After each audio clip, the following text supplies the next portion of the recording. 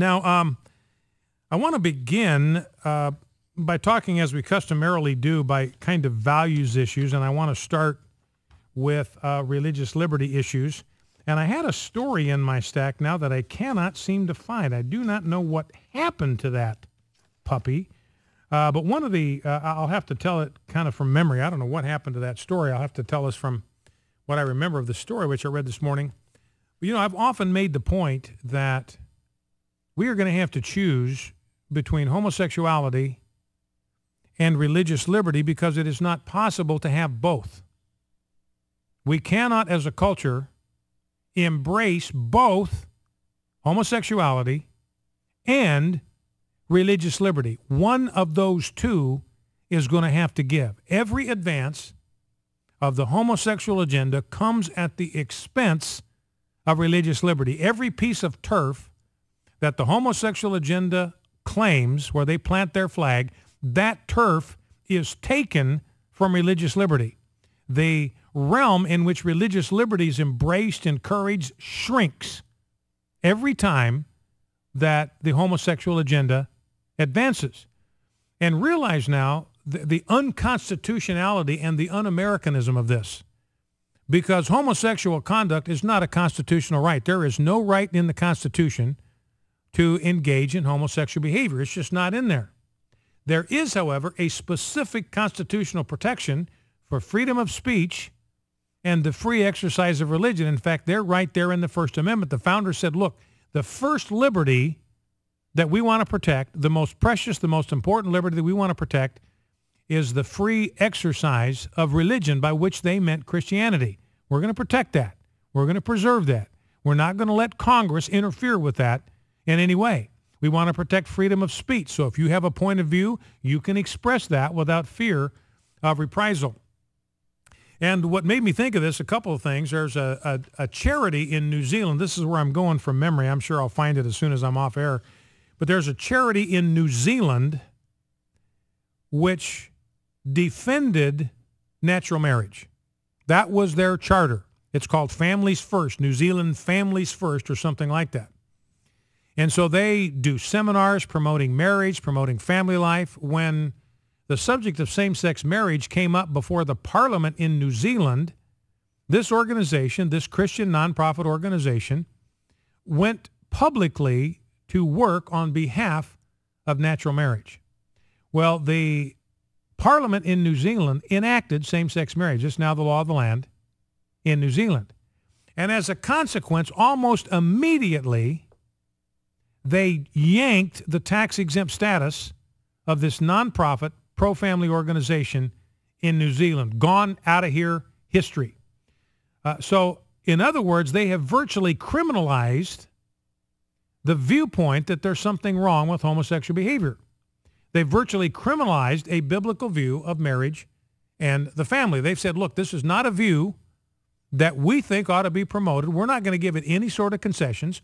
Other nonprofit organizations that are promoting sodomy, they will continue to be tax exempt. They will get tax breaks. But this over here, this is hate thought. It's hate speech, and we cannot allow that in our nation. So once again, the advance of the homosexual agenda, same-sex marriage legalized in New Zealand, comes at the expense of religious liberty, tax-exempt status yanked. And so you can see where this is going in the United States. You've got pro-family organizations like AFA, like FRC, like churches who are tax-exempt. And trust me, ladies and gentlemen, they are coming after that. Do not be under any illusions about this. Don't be shocked when this begins to happen. Don't be surprised. Remember that I told you this back in the day. I said this was coming. That's why we've got to stand now against the homosexual agenda. That's why we've got to weigh in on this immigration bill. Senator Patrick Leahy says we've got to make sure that same-sex partners of U.S. citizens get special immigration privileges under this amnesty bill. They get to go to the head of the line. They don't have to go through the hopes that anybody else has to go. We're going to jump them to the head of the queue just because they engage in non-normative sexual behavior.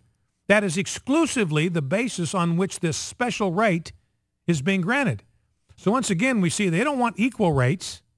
They want special rights. I mean, these partners of these homosexuals in the United States, they have a pathway to immigration. They can go to their local embassy. They can fill out the required forms, the applications, and all that, just like everybody else can. They don't want that. They don't want equal treatment. They don't want equal rights. They want special rights. They want to go to the head of the line. They want to leapfrog over everybody else.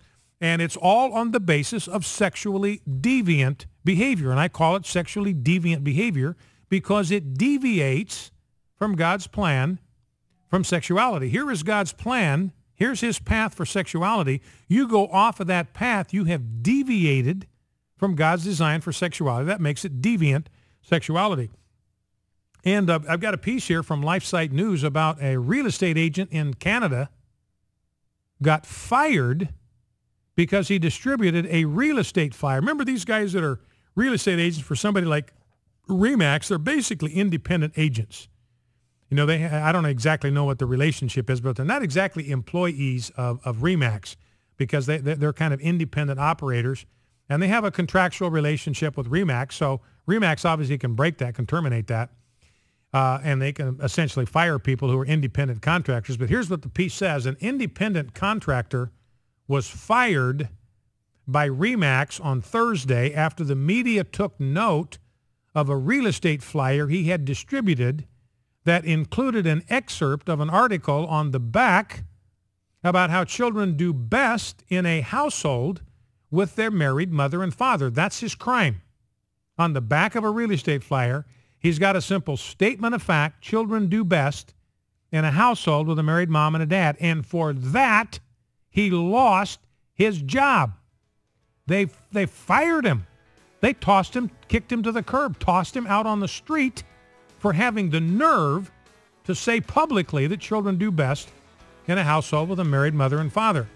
Now, this guy's name is Andrew Siastik. He immigrated to Canada years ago, speaks with a heavy Polish accent, came under fire after some Mississauga area residents complained to RE/MAX, the Peel Regional Police, and the Ontario Human Rights Commission about this flyer that he had handed out in April. So the complaints went to the police, the complaints went to the Human Rights Commission, and RE/MAX said, we are going to fire your Fanny. You are out of here.